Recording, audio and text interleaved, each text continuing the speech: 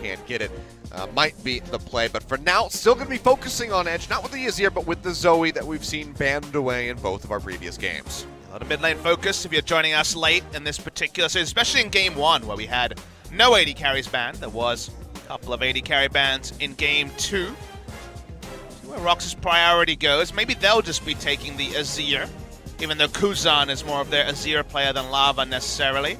In fact, Kongdoo will say no one gets Azir. Okay. Ban that one away. See if Rox stick with their plan from the first game of the series. They banned Shen in that particular place, but it was more the lack of AD carry bans, more so than the specific Shen ban. Second time Kongdoo is self-banned themselves first with the J4 in the last game. Now with the Azir, just not letting anyone have that fun, as the Malzahar will be the final ban. So there's full mid lane priority with, that 5% chance at it being top lane Rise. But yeah, focusing out Edge, they want to cripple him as much as possible. Mid lane champion ball shattered. The 4 big picks around the world. Not much Zoe in Korea, but Zoe is part of the big 4 around the world. Taken away, and the Galio, which is the Rox special, is denied. So how about another special for the Rox Tigers? How about going into Songyun's Kalista? His solo queue record on this pick last year was insane. Above 80% win rate over 100 games. Has been one of his power picks, but now it feels like both teams got their pick of the poison when it comes to the AD carries, and Raze gets the Jarvan that's been taken away from him in Game 2. Okay, so J4 going to be coming through. We get the rematch of the ADCs from Game 1 with the Kalista and the Kog'Maw coming back out. And it wasn't really Songyun being the one carrying the team to victory. He was there in the background. The Fates calls helped set up a couple of plays there that did lead to key picks. But it really was Lava with the Corki ending up getting that pentakill in the end that was blowing up people left and right. Really allowed 4 Rocks to go ahead and pick up the win. And a change of pace. We'll actually see the Kazakhs coming through. And a Sungwon special. He looked great on this against SK Telecom T1. So they can also pick a winning matchup in top lane to repeat Linderang and Sungwon diving through as flex pick Vladimir on blue side is a selection for Rox. Lava had some of this in his match history, so definitely could be a mid lane Vlad. Almost was enough to carry SK Telecom to win the 3rd game of the Telecom War, but also definitely the possibility of a top lane Vlad. Sort of situation where you don't need to ban away the gangplank because you're able to run over that pick as Vladimir, but you don't run over Gnar, so now the headaches do start to begin for Rox Tigers. Might have to try to flex that one into the mid lane. In which case, maybe you kind of wish that you had Kuzan playing for you. I think the plan here from Kongdoo would be to get the highest tier support pick they can get. Right now, no supports have been banned, and now the Flex Shen ban. So Braum, of course, seems to be the S+ tier in Korea. Tom Kench is up there as well, so both teams will swap bans. Rox Tigers have a lower premium on banning the first round, or like the highest priority of tank supports, because you can be more flexible with a Kalista, can run other supports that are too risky to run in other lanes, whereas Kongdoo just wants someone tanky to stand next to the Kog'Maw and help him out. Well, the Alistar is still going to be banned away there by Kog'Maw. Tom Kench will be selected by Kongdoo, even if doesn't do that well against Vladimir or even against the Kalista, but is the best friend of a Kog'Maw, so it still seems likely. Taric also very high in priority at this juncture in a draft, and he's going to be banned. Yeah. So running out of team fight tankiness to add to the side of Kongdoo, only the single target disengage, and I think Rox Tigers will like this. They definitely knew that Tom Kench would be selected. It seemed obvious. But given the sort of composition Rox is going for with Vladimir and now Kalista, it does feel like perhaps the value of Tom Kench will be lower than in other games. Final picks, getting ready to come through, looking for a potential top laner here for the Rox Tigers, unless they want to run. Okay, never mind. I won't even finish my sentence. We're just going to see the Kennen get locked in. Yeah, it's going to be Kennen into Gnar. It's a winning matchup for Kennen, and it'll be Vladimir mid lane. Will be the lane assignment here. Unless it's support Kennen. I mean, it's not impossible, you should say. Was a favorite in Korea before, but seems unlikely because of how the Gnar matchup in particular goes. Okay, Karma, maybe. Just going back to A little bit of poke here to go along with the Kalista, as well as just keeping her sped up with the shields. Bit of a strange the one. lock-in. Yeah. It's basically saying we want to win laning phase really hard in bot lane, because in team fights, the extra shielding movement speed is always nice, but doesn't necessarily push them over the edge. This is what Kongdoo Monster are running, so Karma for laning phase is the choice. Speaking of laning phase choice, it'd be pretty crazy to see the return of Anivia. Been a long time since we've seen this pick, but it was famously picked into Vladimir many times in the past. Are they going to go with it? The answer is no. Okay. Don't have the confidence to stick on that Anivia that I was always a bit skeptical of. I'm not sure it actually smashed Vladimir. I think that was just Faker going crazy on Anivia at the time. It's going to be the Orianna, which has not been a popular pick, but is a popular pick for Edge in particular. A lot of initiation options here for Kongdoo Monster, but I look at this.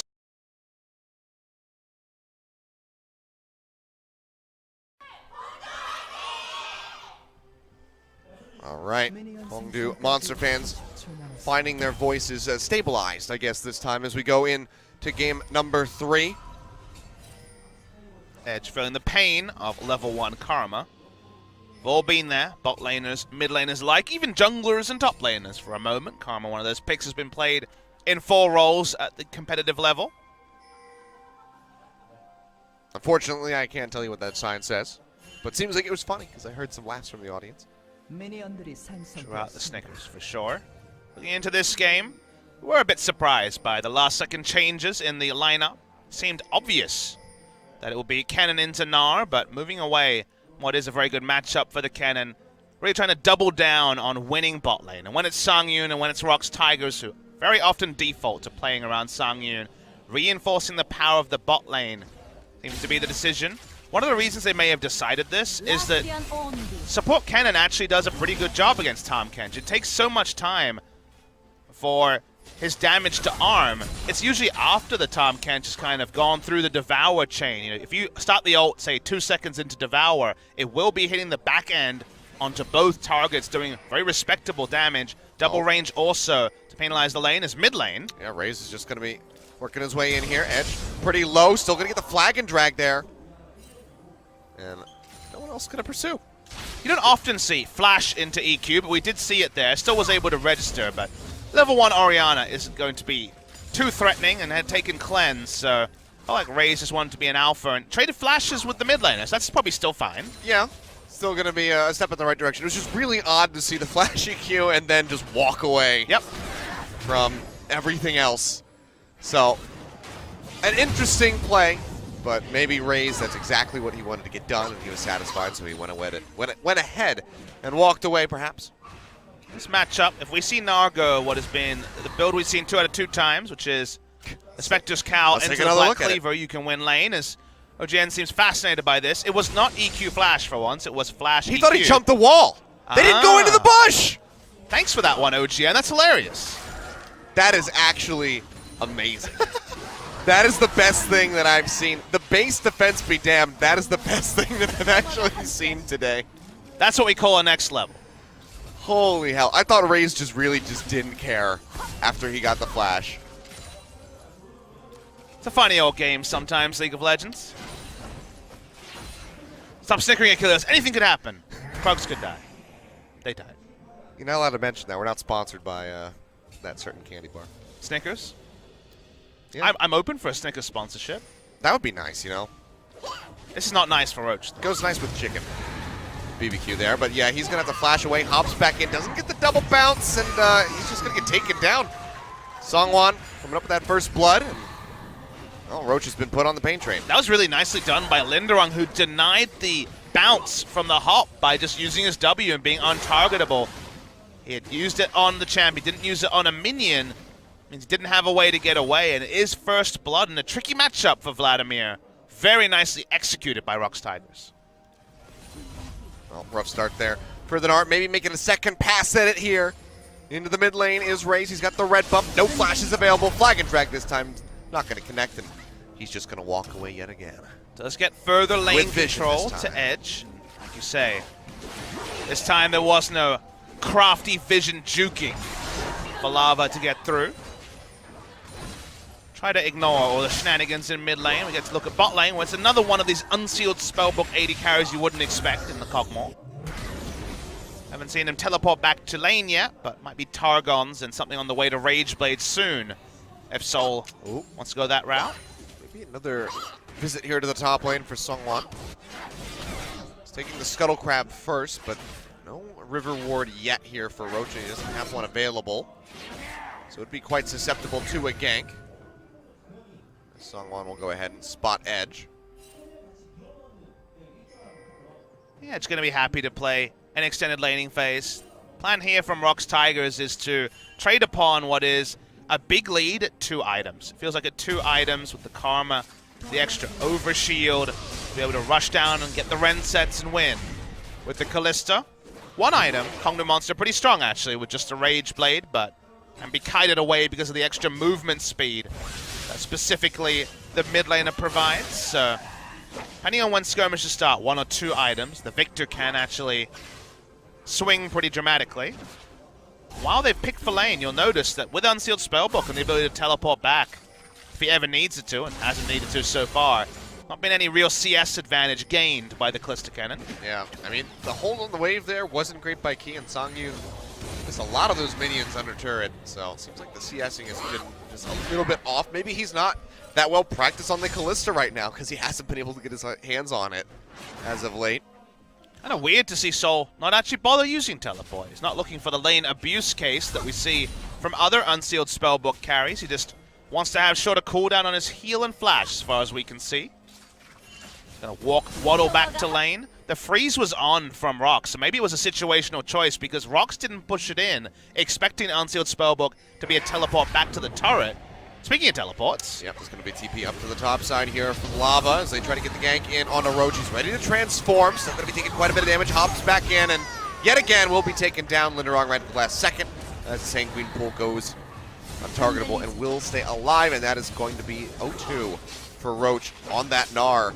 And Linderong, in this poorer matchup with the Vladimir, now going to be in a rougher spot. Raze coming around the wall, looking for a steal over onto this red buff. It's going to be Smite versus Ren, but actually the Smite's not there yet. So it should just be the takeaway by the Callista. He's going to get tongue lashed. That's going to be Shockwave, pulls him back in, and Raze will go ahead and find the kill. First one on the board for Kongdoo, 2-1, as they find themselves behind by about 1,000 gold. Max range Shockwave there catches Songyun unawares, and they pick up the kill. Unlucky from the side of Rox Tigers, but reward for hard work from the side of Kongdoo Monster. All our analysis about the Gnar versus Vladimir matchup goes out the wall, where 2 times in a row, basically every time Ignite comes off cooldown, they turret dive the Gnar. He dies during the duration of the Ignite, doesn't even get to transform. Really nice stuff isolating and playing around the Hemo Plague and Ignite cooldowns by the duo of Linderong and Seongwon. And last time they were able to do this was against SKT, and that was a game victory and a match victory. Not necessarily, but a game victory certainly for Rox. Solid start here. They can continue to abuse Roach every single time he gets up to that top side. Then just give him that Dyrus treatment, Cooney treatment, whatever you want to call it. Just keep him shut down. Make sure he can't get his tanky items until much later in the game. Then that is going to help accelerate the early to mid here for Rox Tigers. There's less of that frontline threat. For now, though, good answer, good invade from several members of Kongdoo to get that kill onto the board. Goes to the J4, still trying to complete that Tracker's Knife for the moment. Not a lot of effective stats at all in the inventory right now. Like you say, just the jungle item, not even a Balmy Cinder or some long swords, depending on which flavor of Jarvan he's going for. Judging by the comp, having Gnar, Orianna, and Kog'Maw, probably just going to be the Cinder Hulk, but everyone goes differently. I feel like Warrior's best when you're doing well early, but sometimes we see Warrior from behind. You're never 100% sure.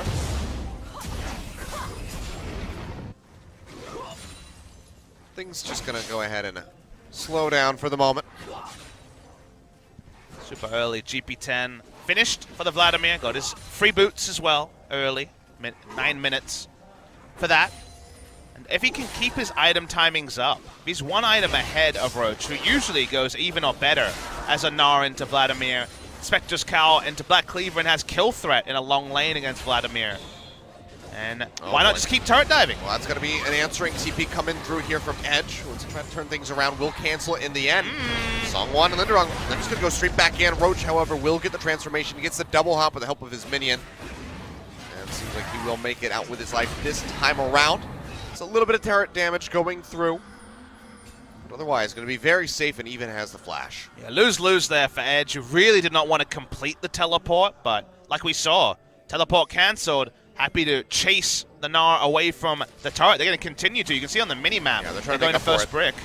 Well, that's going to be them. They go ahead, they push down here. For the first brick, as you do say, and seems like they're going to be able to knock this down. Key just trying to poke out where he can, but it's way too dangerous to walk up, so they will get that burst of gold just before Songwon and Linderong can actually finish off this turret. So good course correction there from Kongdoo Monster to acknowledge that, you know, we had to burn the TP, but at least we can get this bonus gold down in the bottom lane. It was a nice roam from Edge because he realized the situation, saw that his teleport wasn't going to relieve pressure, and then was in position to really help a team-wide movement that allowed Kongdoo Monster against the run of play to trade up. So nice multi-level decision made in that scenario by Kongdoo Monster. They want to try and find more, though. Raze spent this entire game just kind of EQing through mid lane, some mixed results. That time he went through the brush, and it seems like he spotted the control ward. Rift Herald going to be leashed all the way back into the blue side jungle. Seems like it's just going to go ahead and retreat. No start up there from Kongdoo Monster. Just happy to stop Songwon from taking it. So we back away, we take a deep breath, and we take stock of what has been a vibrant first 11 minutes. A lot of items on the Vladimirs. Scary times for Roach, kind of has a haunting guys ahead of where you'd expect a Vladimir to be around the 9 to 10 minute mark of the game. He's just going to be leashing onto the Rift Herald. Could be a return to this and try to pick it up. They do have a lot of Rift Herald damage to Kalista and the Kha'Zix, but nobody else nearby. Rox Tigers will want to try to monopolize objectives this game. There is a lot of worrying scaling concerns when you look at the side of Kongdoo Monster in true 5v5 team fights. So I think for the side of Rox Tigers, be proactive around your Kalista and also specifically around what is a Fed Kha'Zix. It's 1-0-1 at this point in the game. Is a good scoreline for the Ka. Not too shabby. And still holding on to that stopwatch here for the minute. Almost said pocket watch again. I used to have a pocket watch. I think it's the last watch I probably owned. Yeah, I always thought they were really cool, but actually finding use case for them, because they kind of occupy a pocket space, end up being occupied by a mobile phone. Because I was in the era when I was very young where we didn't have mobile phones. So the reason I actually had one is because I wasn't. It was during my first job. I actually wasn't allowed to check my phone on the floor.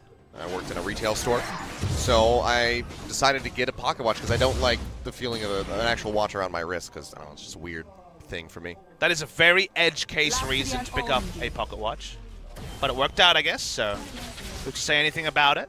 And I feel the same way about Kongdoo's comp in Game 2, but they were able to pilot it to victory. Maybe I have to reevaluate some of my thoughts about just the ability to stall and scale, as proven by Azir basically in every case this week and last.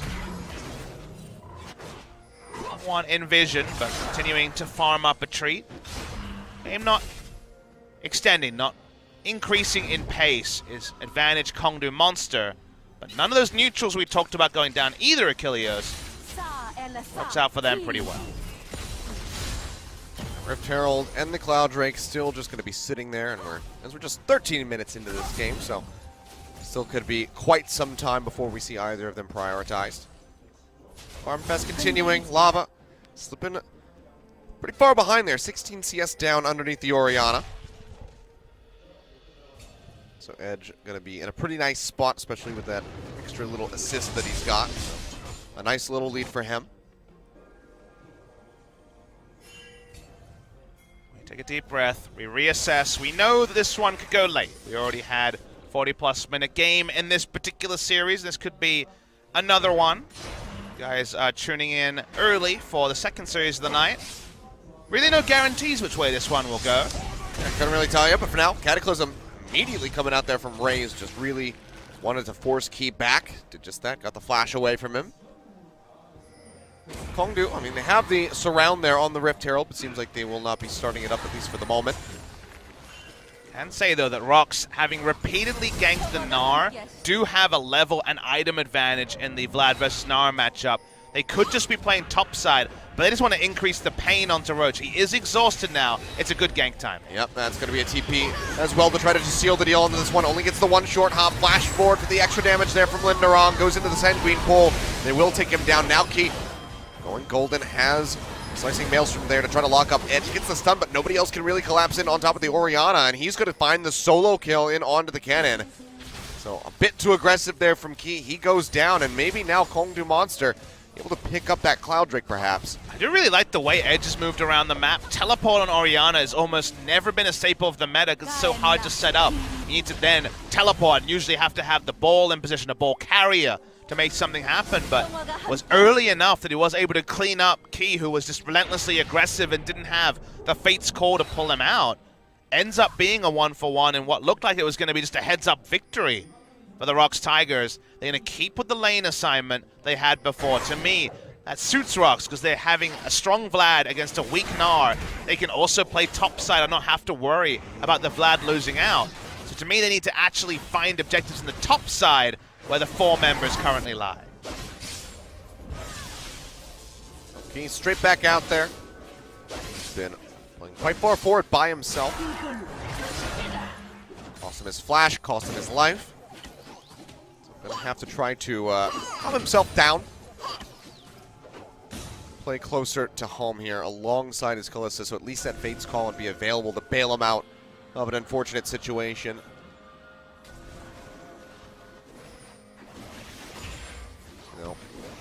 Bot lane members is going to be meeting here in mid to top to bottom. We just do a nice old shuffle around the map. The Monster start walking up to recontest the vision. So Rox, even with that big lead in the 1v1, haven't been able to push their advantage at all. It starts to get a bit concerning, and Sungwon, he only knows one place to be. His only home is next to his good friend Linderong in the bot side. Well, he's been spotted, I do believe, right before he went invisible. So he's just going to clear out that ward and likely have to realize that Roach will be safe this time around. As we see him start to guide back Raze in the meantime, just prioritizing vision, getting Skull Crab there into the river. You can see straight up the river, past the mid lane, towards the north side. It's been pretty clear vision lines from TP Kongdoo. coming in. Gonna be trying this one yet again. Roach looking for the transformation, gonna get left on, double hops away from the turret, tries to kite back, gets the boomerang, gets the Gnar ultimate to try to push them back, but 3 members to 1 yet again. There's just nothing that he can do. He will go down as this time Lava finds the kill. But across the map, it's Kongdoo Monster who are pushing the advantage, going aggressive, looking for the turrets. Fate's Call thrown out. Key gonna go in with a slicing Maelstrom, gets the lockup here. In onto Raze, multiple Ren stacks going through. They pull him out. It's not enough to kill him yet. He gets the flag and drag. One more hit might just do it. But he is gonna make it out with his life at the end. Secret just there to body block. Just Roach, and a heck of a lot of damage here for Kongdoo Monster onto the turrets, and Rox, they come up short. Yeah, Raze saved by the heal right at the last there, doesn't go down to puncture a second kill for the Rox Tigers. A lot of damage done to the top lane outer turret, but Orianna not able to power that down. Like you say, at the start there, it looked like it'll be 2 turrets to punish, but early enough in the game that the damage just isn't there to actually complete those turret takes. And Roach is just doing what he can. He just rushes back to lane. He's comically far behind against a GP10 laner in 2200. He will never be able to dictate to the Vladimir, but this is the right lane assignment here for Kongdoo Monster, and Rox Tigers so far only getting kills to punish them. Yeah, and that's it. And it just seems like for Rox, this is pretty much just the run of play that they come up with. It's the same thing over and over again. It's like, okay, let's go kill the Gnar and try to deny him. They're doing a decent job, but even then, it's only 25 CS behind, despite the fact that he's been killed 4 times by multiple members of the Rox Tigers. And during this moment, this allows for Kongdoo to just go ahead and press their advantages elsewhere along the map. And that's kind of why we sit back and you know, show surprise. It happens so often is that the way you win in League of Legends is someone gets ahead, and then you spread that person's lead into other lanes, into a team fight, into a Baron take, into a Drake take. Objectives big and small. When you have a gold mismatch, when Vladimir shows up, no one can hold a candle to his 7,500 gold worth of item build that he already has super early in the game. But if it's just puncturing on the Gnar and not taking any objectives, that lead is kind of in a vacuum when realistically it should be spread around the map. Maybe looking for the gank here up into the top side. Shockwave comes through. Edge gets quite a bit of damage down, but it's just not going to be enough Lava there with the shields, hoping to keep himself alive as Songwon finds himself another kill. 2-0 and 3 on the Kazakhs. 100% kill participation and deathless, so just about as good as you could get. And that's what we wanted, right? We said play with the 4 on the top side. Let the Vladimir do his thing alone. Great stuff there. Songwon, like I say, 100% kill participation. Been one of our most impressive Kazakhs players so far in LCK Spring 2018. Didn't expect that. Oh, here we go. Bit of an exchange here as Roach getting bursted down. He's exhausted. Linderong doesn't even need to help the TP. Just cancel that one out, Key. Don't help Songwon finish off that. Oh, he's not even going to get the chance. Never mind. Baron's just going to show up. That feels bad. Should have been helping your jungler, Key. Instead of trying to steal a kill in bot lane. Should have been jungling on the top side earlier than 19 minutes 30. That too. Once again, lethal tempo on the Kalista, so Songyun clearly a fan of this rune choice.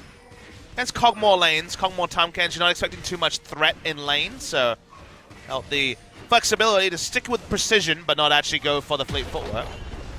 And Linderong, this is what he should be doing in the 1v1. He should be taking turrets or crash it this wave or next, and looking massively powerful as the Vladimir. Yeah, he is getting bigger and bigger as time goes on. Manages to knock down the second turret here for Rox Tigers. As the outer and bot falls. Mid lane also pretty weakened. As is top here in favor of Kongdoo Monster. So Edge this time not going to get jumped on by Lava and Songwon. Does manage to knock down that turret, bringing back a little bit of that gold, keeping us right around 1,500 in the lead for Rox. Given that it was about 12 to 13K in the last game that we saw Kongdoo stretch bring themselves back from, Rox probably have a bit of a nervous sweat going on at the moment in the booth. I don't think they should, based on the exact item timings now, but as the future goes, they're not future-proof to actually win the game with the lead they have. Right now, 2-item Kalista, very, very powerful. The Vladimir is insanely fed for 20 minutes into the game. Realistically, a team fight should be Vladimir flank, 3+ man Hemo Plague into a Renset, and it should happen. It's pretty reliable. The only person who can really alter that story is Edge. If he can really have a big shockwave play with Raze, if the Gnar ultimate is there, if the layering happens and they can take down one of the threats, it probably has to be Songwon or Songyun, because Lava and Linderong are so slippery with their shields and untargetability, then things can go better. But it's so difficult to pull off that it feels like Rox Tigers are already taking to the next level. But Kongdoo Monster showed in Game 2, you never have to fully opt into those fights if you can play defensively. And also, not to bet against them necessarily. See if they can crawl their way back into this one. For now, though, Edge, damage is going to be a bit delayed. Has Morello Namicon, as the words are difficult all of a sudden. As the Fates Call comes in, massive slicing Maelstrom gets a lockup in onto Raze, and he is going to get popped. Linderong finding the kill, as you see the massive Vladimir coming up. Trumps finishes him off, and now Rock's going to be turning their sights over to Baron. Turn could be an important word, because you think that a lot was used there, but notice, no flash, no Hemo Plague used by Linderong. They still have a very strong turn. It's 2 ultimates. It's basically Fate's Call and the Slicing Maelstrom. They have to heal Songwon, though, who's tanking the Baron, and cannot tank with any reliability. Yeah, just really relying on the shields there from Lava to try to keep him safe, but Linderong, he's playing the flank, but the rest of Rox are getting chunked out, especially with the artillery from Soul. That is going to push them away. They got no frontliner. They got no tank support. There's no Tahm Kench to ignore Baron damage. They're actually going to lose an objective after getting a kill, because the play that you saw is textbook patch 8.1, but not textbook Karma Vladimir Kazakhs. This lineup doesn't do the Baron turn as you saw there. The shields weren't perfect. Songwon was the lowest HP and tanking the Baron because he's the only melee champion. They butchered that one pretty bad, Rox Tigers, but it's things like that that gives Kongdoo the opportunity to get back into this game. So Rox, while they have this lead, they need to tighten up their play, or else they are just going to throw away their chance at a victory. Definitely. I can't disagree with that analysis, Kilios. It is different because they don't have anyone of any tanky repute. Health stacking, perhaps, on the Vladimir and a bit of armor, but no other tankiness and none to be expected at any point in the game. This was the build last time we saw Kennan's support was the Righteous Glory for a pseudo-ghost effect, and he can go Ghost and Righteous Glory, such as the flexibility of Unsealed Spellbook. Gotta go fast. He saw Ming playing Alistar Ghost Flash, and he thought, hey, Kennan would be pretty good there, and I think one of the reasons you do see it, I think this is a call by Sungyun, because actually Sungyun and Snowflower were one of the famous Kalista Kennen lanes way back when. No longer is there Snowflower, but Key can do his best Snowflower impression with the Kennen support. I was always a fan. The first one we saw in Korea was Gorilla. Put up excellent flanks on the Kennen support. I mean, famously, Rox Tiger's basically the team that could play Kennen in any role. Except Kuro would never play at mid lane, sadly. Yeah, no. There were several things that Kuro wouldn't really touch back then, but now he's doing a pretty good job expanding the champion pool. Maybe aside from the Azir, because it started off really good, and then he played it again, and then it was pretty bad. Yeah, the Azir earlier this week was not a highlight play. That was a bit of a low light play by him, but he'll want to say that he's 1-1, and that's better than his career 30% win, right? That's good. Cook the books on that one. Rock's just trying without a minion wave to take down this outer mid lane turret that for them will be frustrating. The fact that it's still up, down in turrets compared to Kongdoo Monster, not something they necessarily would have expected, especially with Linderang, a source of ultimate power whenever he shows up. Turret's low, but so wave clear here for Kongdoo Monster, not much of a concern. See Kennen on the flank. You know the plan from Rox Tigers is to turret dive. That's the way they were set up. They've realized the Baron bait's not for them. They're going to lead a different life and avoid that for now. When it comes to a Baron start, back away from the mid lane. Kongdoo keeps adding time, and you wonder if we're going to see a replay. What happened in the previous game is this matchup's getting better for Roach. And Linderang still, though, getting quite a bit of HP back, especially as that Hemo play gets completed. But you can see Roach is bringing it very close and down to the wire. Doesn't have to peel back in the end, but at least is holding his own in the lane, stopping Linderang from forcing the wave up towards that inner turret. Cloud Drake's still just chilling out. Hasn't been taken all game. Quite unloved. I don't know if we've ever seen a game where no Drake was taken pre-30 minutes, but that could be this game. I feel like we I remember one around 31 minute, but like we're getting to kind of uncharted territory with the no Drake takes. Back during when the Drakes were first added into the game and people weren't really sure the best way to play around them, I feel like we might have seen that a couple times, but it certainly is a rarity in this day and age to go almost 30 minutes without a single dragon being taken. Usually it's 19-minute mark, maybe 22 that we've seen where people are just like, okay, that thing's there, we have control over this side of the map, let's just kill it, but no one has cared at all. Time and I cast the famous Oscar Night game in China where the result of the match didn't matter, so everyone was playing silly champions and there were no Drakes in that game. But definitely not something that happens too often in competitive play. Kongdoo continue delaying. They're happy to have Edge in the top lane, just farming. Apparently teleport Orianna's happy to side lane, which should never happen. Orianna, very easy to flank, doesn't have a turret in the top side, and isn't a good teleport user, so that's something that Kongdoo Monster is getting away with. The early game, wayward. Kongdoo Monster getting away with.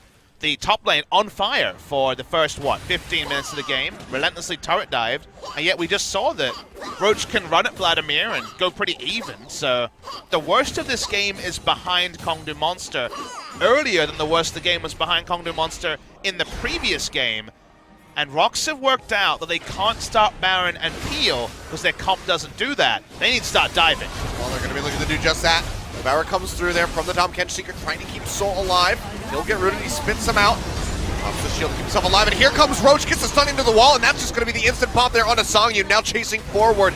Looking for Linderang, gets the stun in the meantime. Secret is able to finish off Lava, and just like that, Kongdoo Monster are looking to take the lead in the game. Linderang still alive, gets popped up in the flag and drag. He'll get taken down by Edge. 3 members dead. Kongdoo Monster might just go straight for the Baron. The last idea was to dive. The dive fails, and maybe this team comp has run out of things it does well too early, Achilleos. Kongdoo Monster with the 5v5 comp might have outscaled even earlier. They're turning onto the Baron. Sungwon still needs to be dealt with. The Baron down to 5,000. Soul still can do quite a bit of damage to this one. Sungwon is getting gated out by Roach, who TP'd back in just to ensure there's no chance of a steal. Kongdoo Monster, 29 minutes into the game, pick up the Baron. We'll get another look at this very botched dive. And I think we did a good job explaining why the dive needed to happen, but the execution, like you say, is against a team with summoners up, a team that's happy to turn it around. Cannon's not tanky, he's dead from the start of this. They're able to go front to back and front to back Kog'Maw comps, victories every day of the week. Too easy for the side of Kongdoo Monster. They should have been separated, they should have been flanked. They weren't. Baron is the result. Now we're a couple of team fights away from Kongdoo registering an unlikely victory. It's going to be the Fate's Call, thrown out Key. Popping the Slicing Maelstrom yet again, the Devourer thrown in by Secret, trying to keep the Kog'Maw alive and in the fight, but this time it might not happen. Maybe Rox can bounce straight back into this game. Raze goes forward, he'll get taken down. The shielding barely keeps him alive, but it's going to be Lava coming up with a double kill as Soul and Raze both go down. And now Rox maybe continuing on the offensive here. They've gotten 2 of those buffs taken away. And for now, seems like they're going to say, screw it, I guess we got to take the Cloud Drake 30 minutes in. 30-minute Cloud Drake feels bad, but that was a big win for Rox Tigers. They were playing against Baron buff, saw Kongdoo Monster still playing 3 lanes and said, wait, what's stopping us from just rushing at the Kog'Maw and taking him down? No flash available on the Kog'Maw, only a Devour. Good teamfight victory by Rox Tigers, abusing the fact that Kongdoo Monster were not in position. They'll start pushing up minions, but they won't really get anything else. Still not good enough for Rox Tigers. Yeah, just the Cloud Drake off the back of that. Linderong straight back into trying to push in Roach. But we've already seen he can hold his own. Now he's got a bit more damage, plus the safety net of the Guardian Angel available. And in all likelihood, that kill, getting rid of those buffs, that might have just slowed down Kongdoo enough to where they can't really utilize the rest of this Baron. Ultra safety from Soul as well. He's changed from heal to the barrier, so the most selfish of damage prevention you can get from summoner spells. He's also gone, not for the Hurricane, he's accepted the fact that he will not be able to hit multiple members. Hurricane in general at the competitive level is thought of as something against tanks, where you're going to be dealing with tanky members rather than necessary threats. And instead he just goes for the rapid fire cannon, just for extra range, for a bit of poke, understands that he's probably going to be taking down threats one by one. I actually like the choice here. It's much more conservative. Oh, Roach, you can see here chunking out the Vladimir, knocking him down very low. Transfusion brings back quite a bit of HP, but still, Roach is very much winning out on the exchange in the meantime. Key goes in, pop that Slicing Maelstrom, but now he's going to get slowed up. Has to be forced in with the Fate's Call. So drag him out to safety. As Roach gets that transformation, but has no way of closing the gaps to get the stuns. It seems like the members of Rox are going to be safe for the moment. But that's flash, TP, and ulti down away from this cannon. The formation from Kongdoo much better. They weren't spread across 3 lanes this time, but can say that Rox Tigers' first engagement has basically wasted this Baron. We're down to 20 seconds of Baron duration, and they've gotten nothing. Baron power play has certainly not happened here. They got the gold. Yep. About it. Power play is usually on the stats, and the stats have led to nothing here for Kongdoo Monster. Rox looking for the double flank. Karzik's top side, Vladimir bot side. I think Vlad needs to switch over to Ghost soon if they're going to continue to group up here, Kongdoo Monster. The teleport is usually a staple, but needs to find a way to actually get into the sides of Kongdoo Monster. One of the only places they may be brittle is if you can find an appropriate flank, because front on, then it's a pretty easy job for Tahm Kench to ruin the day of Rox Tigers. Very burst build coming through from Lava. This is a Crown special. Crown would situationally go for a nuking build with nothing like the Athene's Unholy Grail or Ardent Censer. I wonder if Ardent Censer would have been the right choice in this game. We saw yesterday Ardent Censer coming through from Mata when they were playing a Protect the Caitlyn comp, and Songyun was ahead, and he has lethal tempo, so the extra attack speed that's now prioritized on the Ardent Censer would have probably been put to good use, but went more for the DPS build that scales better into the late game. But if your whole team as a whole doesn't scale into the late game, it's always kind of weird to think which master you should respect the most. No good decisions there for Lava.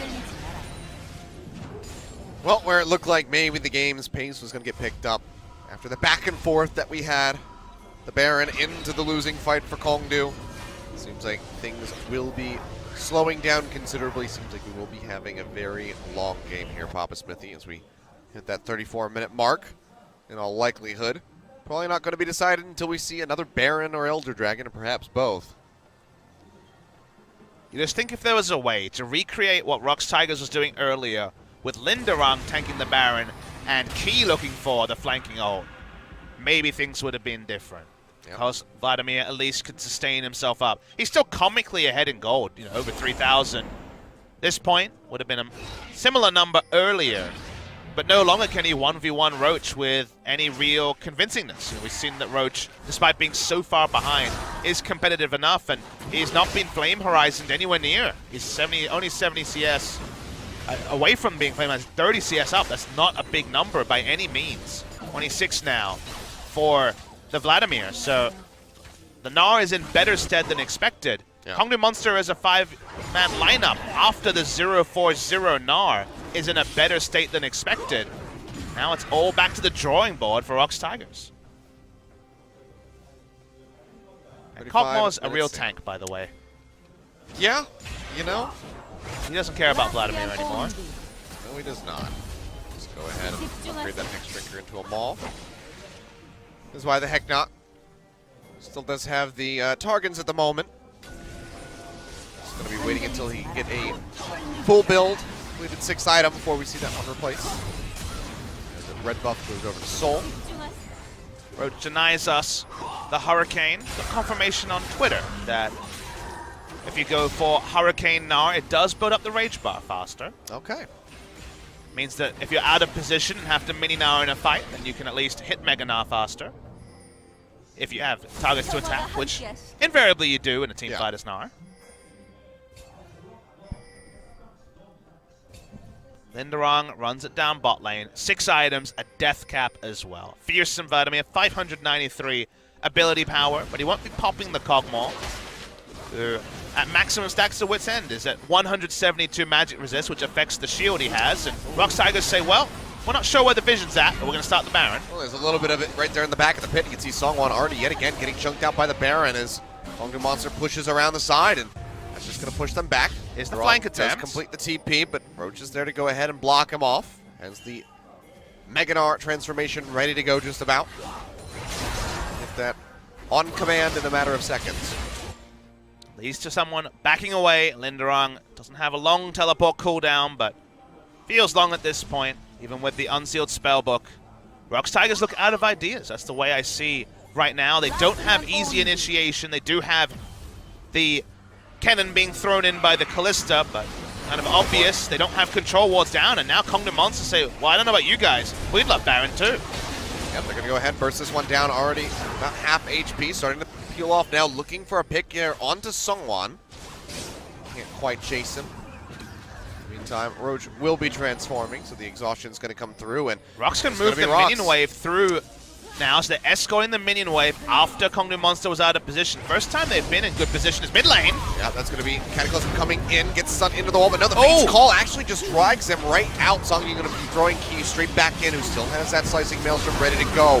No fight thrown down by Linderang, keeping himself alive here with the Sanguine Pull. A secret goes low, pops the Grey Health Shield to keep himself alive, even through all their end stacks. Still is alive and healthy on the backside of the fight, just ready to devour anybody that he can to keep them here for the side of Kongdoo. No one is going to go down.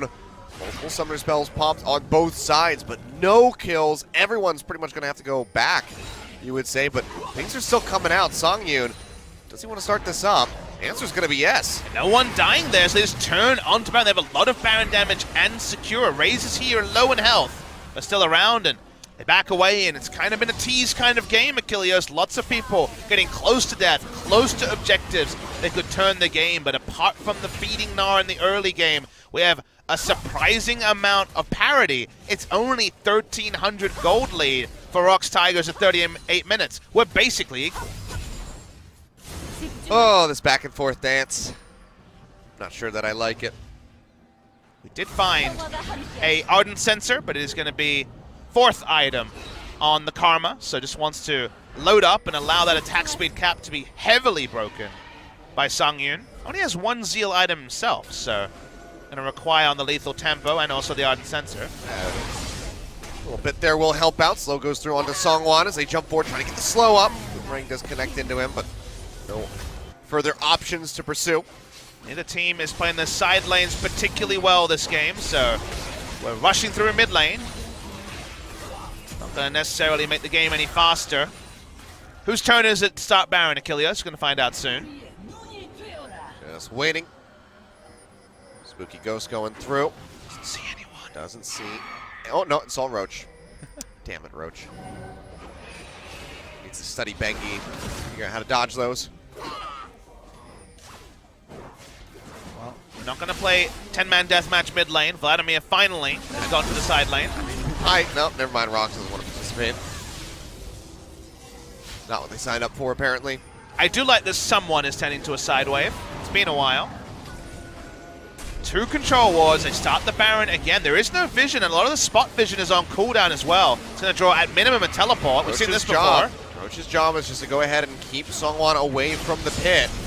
Going lower, Raze going out, jumps in, gets the character down in onto lava, but that's going to be the slicing maelstrom, and Raze goes insanely low. Songyun dashing forward, putting the spears into him, trying to get the pop there onto the J4. They go back over to the Baron, but he can't quite get it yet because the Devour comes through, and Roach is going to be the first one that finds the kill as Songwon goes down. Now looking for more. GA gets popped, he comes back up, Soul coming in, jumps over with the Devour. And Secret tries to keep him alive, and Roach is just going man mode, finds the stun into the wall from Songyun, but now might have overstepped, has to try to kite back, but he gets slowed up, locked up, and his GA will get popped. Secret yet again, just a Devour machine for Soul, trying to keep him alive and in the fight. Will do so, as Roach finally does go down, multiple GAs popped, but the Baron maybe ultimately going over to Rox Tigers as they started up yet again, and they have the Callista Spears for the confirm. Yeah, 3v3, but like you say, no smites, only a single Rend, but the Rend is enough for Kongdoo Monster to disengage. They realize they have no realistic ability to secure. Let's see whether Rend does secure it. Well, it's mostly at 1600 health, so about 1300 worth of Rend. A Q from Vladimir, they pick it up. Another messy fight. It was 3v3 by the end of it, so 2 kills on both sides. Raze takes so much damage, and the Baron almost takes him down himself. Then you see Linderang in the back line, and you shift, and you're like, okay, Rox Tigers have got this. The enemy jungler is DPS'd out. The other members DPS'd out. But the only kill that's secured early is onto Raze. Both junglers down, and no threat onto Songyun. Threats disengaged onto Soul as well. Comically long fight for what has ended up being an extended Game 3. Very nice Devour from Secret to take away the tides of blood damage. You're right, he was on point in multiple cases in that fight. 2 for 2, but the Baron objective is the best news for Rox Tigers in the last 15 minutes. Whew. Well, 11-7. Yeah, so we're going up to 42 minutes now in this game. What's the last item here for Soul? He's waiting on it. Oh, he's just got to draw his fist. We're going Frozen Mallet. We've got Tank Kog'Maw enacted. I like it. I haven't seen that this season, but was an old special on the Kog'Maw. Could also be Sterix Gage, I guess. You know, could be. That was the classic Callista build from ages past. Doesn't really have health from other sources, so with the latest Sterix Gage, doesn't work on ranged champions either. So that's true. Let's remove that. It's going to be Frozen Mallet. You're right. That was a change that happened. No longer the Wraith tank Callista ruining our games. So Frozen Mallet eventually, but that means he's sold the Overshield for not a lot of stats. Bit of a weird sell there for Soul. Probably would have preferred the Overshield over just a bit of health, and he's getting chunked. As he does get chunked out there. A bit of shielding coming through the Orianna, having to throw the ball on him just to try to keep him in the fight and deny some of that burn damage from this Elder Dragon. They managed to hold off here for the moment, but you can see Rox just turning their sights over onto that top lane, looking to get rid of that final Tier 2 turret. So they just have nothing remaining other than the inhibitors to be concerned about. Bringing out this minion wave in topside. Rox have been better at playing their side lanes than Kongdoo Monster, so that is the final inner turret taken out. Looking to try to break the base here, but easier said than done unless Edge does use a shockwave prematurely. To avoid that, needs to wait for the golden moment. So ready to go, Linderang just jumping forward, immediately throws down that Hemo plate, catches 3 members, makes them low, but doesn't find any kills. But in the meantime, Rox have broken through the inhibitor line. They got rid of the turret. This should be a very easy take on the inhib itself. As Soul is trying to fire away, but just can't really get into position to chunk down the members of Rox. I really like what Linderang did there. He knew his role, flash ult, threatened an all-in, but was really only zoning with the Hemo Plague. Enough, a successful zone, you'd have to say. Base finally broken at 44 minutes into the game. 30 seconds left on the Baron buff. item caps soon for basically every champion on the Rift. Can Kongdoo Monster find the way to actually have access to a frontliner for this very fed, and that's, well, very farmed, I should say, Kog'Maw actually take it down? They can play front to back very well. They can burst with edge, but the squishier members of ROX Tigers have never been grouped, and the moment a Hemoplague and a Vladimir rushes at the backline of Kongdoo Monster, they move back, and inch by inch, they lose objectives. Still, though, I learned my lesson from Game 2. It's not over until it's over. Kongdoo still very well could, with the massive potential of a shockwave, turn this one around. Needs to be twice. Again, I was just about to say that, yeah, probably have to be 2 different fights in order to make their way over to the Nexus, but they've done it once before. Perhaps they can do it again here in the same series.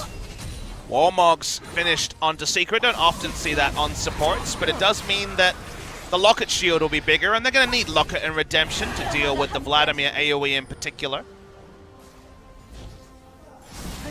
Rushing up the bot side, no longer with Baron buff. Elder spawning, but it's kind of comical. It's really only about the base stats, given it's only one Cloud Drake buffing it up. It's still going to be a ways away, as the buff just recently kind of expired there from the members of ROX. So still going to be several minutes out onto that and the Baron. So for now, it's going to be ROX sieging on their own without any buff assists. That could mean more delay, Achilles. That could mean readjusting your position in your chair, whether you're at home or you're the two of us. And there's going to be a lot more inching forward. If you stand here and just taxi the minion wave and clear it, then you deny any chance for Kongdoo Monster to push up vision. Well, 8 p.m. here in Korea. We still have our second series to go. KSV, former Samsung Galaxy, versus the Afrika Freaks. Another one that very, could go to Game 3 if Afrika finds any success there. Actually draw away the Locket. That's a pretty big cooldown to be down. This is a great chance for ROX to consider diving, but for now they don't need to. Not huge damage because the minion wave's not there, but trying to take down these final 2 inhibitor turrets. Wave coming back in here. Soul already chunked down to about half HP. Wave clear. Still quite strong for Kongdoo Monster, but deal with the super creeps up towards that top side. And Songyun, with his Guardian Angel, feels perfectly safe to just go ahead, push up, take a couple turret shots to get the damage in to knock this down. Definitely a slow and steady wins the race approach, just on the cooldown of the Karma Shield. Redemption to top them up. Locket might be off cooldown pretty soon, but was used about 25 seconds ago by Secret.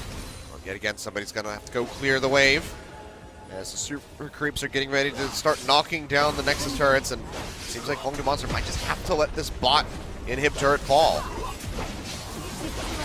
Used to be that letting 3 inhibitors go down, letting 2 inhibitors go down was the death knell, but we've seen enough evidence recently that we're never sure in recent days. 2 autos away from this turret going down, or 1 auto if the creep wave is here. There you go, Songyun manages to get it. A little bit of damage in onto Raze. Roach threatening, yeah, from the sidelines, says have the Meganar ready to go. ROX are just going to peel back as a squad. Maybe just rotate back over to the mid lane and start it all up over again. Slow and steady wins the race. Tortoise in the hair. Tortoise here is ROX. We didn't think they could be the Tortoise with how the draft went. They had some frustrations finding a way to actually get a lead in the game, but the 2 for 2 that led to Baron was the game breaker for ROX Tigers, and even though Kongdoo Monster has things... They're going to be looking for Roach here. He already uses the Gnar ultimate just to try to push Key away. Still locks him up with the Slicing Maelstrom, and Roach is going to be fine. It's a bit wanting there by the ROX Tigers, considering that he also had the GA, but I guess even popping that would have alleviated some pressure for them on this push. Stoneplate GA, pretty hard to take out, but in the mid lane, lots of good news stories for Linderong. Yeah, Linderong just going to go ahead and finish off that turret, so maybe 3 inhibs going down here for Kongdoo Monster as they try desperately to hold this off, but their hopes are dwindling as time goes on. 1 more hit to get it. Push back here for the moment, but it's pretty much just a matter of time because, again, Kongdoo, they're going to have to go deal with the super creeps up top. I get worried, though, Achilles, because we've said the words matter of time many occasions. It's a matter of time until somebody wins. True. That's all I'll commit to. That matter could be 94 minutes, as we've learned very recently. The winner is not determined by the first team to take the first 3 inhibitors, because that, again, has been proven very recently. KT would have lost many a time in the past if that's how that was determined. I felt like the casting playbook for League of Legends was simpler back in ye old days of 2017. 3 inhibitors down, you roughly win 99.9% of the time. But no longer is that same playbook enacted. We've had an insane amount of heroic defenses in Korea and around the world with where the meta is right now. Well, Baron's back up. Elder Dragon joining us in about 1:45. Would it be the thing that breaks the game for either side here? Watch Edge to see if he gets a Gathering Storm proc at 50 minutes into the game. Seems unlikely, but we've seen more Gathering Storms this week after the average game length got longer. So 496 AP. I'm going to go with no. I mean, even Would have been higher at this point. Even Tucson we saw take it on Janna. Oh, he got 536. He actually does have Gathering Storm. There you go. Wonderful. All right, well, Baron engaged here. Still quite healthy, as only Songyun is hitting this. He's going to have a lot of spears in it, though. But Roach, in the meantime, he's just trying to gate Linderong out of here. Forces the pop on the Ghost. Songyun goes back in onto the Baron, trying to stack up those spears. But, again, has to show respect. And Roach has done a very good job of keeping Linderong away, but now he's going to be exhausted. Going to be spotted on a ward if he comes in. Okay, Linderong is spotted. Very advanced ward for given how defensive the position has been for Kongdoo previously, but they will clear it. Actually, no, they got 2 orders into it and then lost vision. They know it's there, though. That's enough. So the question now, Papa Smithy, as this keeps going, because we have another series after this, is will we be here until it's your birthday? Because tomorrow's your birthday. That is true. Under 4 hours until Papa Smithy turns 19. 3 hours, 52 minutes, the dream, until 26th of January hits. Australia Day is also my birthday. The fireworks I'd like to see is, I don't know. The Nexus exploding for one of these teams? Indeed, that would be lovely. But for now, we're never sure, Achilleos. There will be casts on my birthday by hook or by crook, but you're right, we could get bonus birthday casts, depending on how long the second series goes. Well, for those of you who are just waking up or will be up quite late, go ahead and set an alarm and remember to tweet at Papa Smithy and say happy birthday. You know, I have a feeling Twitch chat will remind me that it's my birthday also. Probably. Odds on. But you might not be looking at Twitch chat at that time. We might be out of here. It's possible. It's unlikely, but it's possible. I'm looking at that clock and I'm thinking, maybe not, Achilleos. This new meta, this glorious 50-minute meta that we are living in, if we see a sick last fight, a huge outplay, something akin to Edge's amazing play in the previous game, you can be okay with that. You can feel good about some of the time, but if it's a bit more meek, then it's not as good. As Kongdoo Monster and Rox are threatening the action, well, we see it. About happy to be raised, goes in with a flag and drag. Shockwave comes through, brilliantly finds Keenan. Doesn't do a whole lot of damage, but Linderong's going to find the first kill of the fight as Edge goes down. Soul also going dangerously low, will get popped at the end. A double kill going over to Songyun, now looking for more, making a triple kill. Can it be the Quadra? Just needs one more as Roach comes back up. There you have it, the Quadra kill over to Songyun, the staple pick of the Kalista, and finally, after this massive war of attrition, this back and forth of Kongdoo barely being able to stave off the Rocks Tigers, they will lose this series, a 2-1 going over to the Rocks Tigers as they close it out right here at the end. The players celebrating in the booth. The Rocks Tigers do go 2 matches in a row with victory.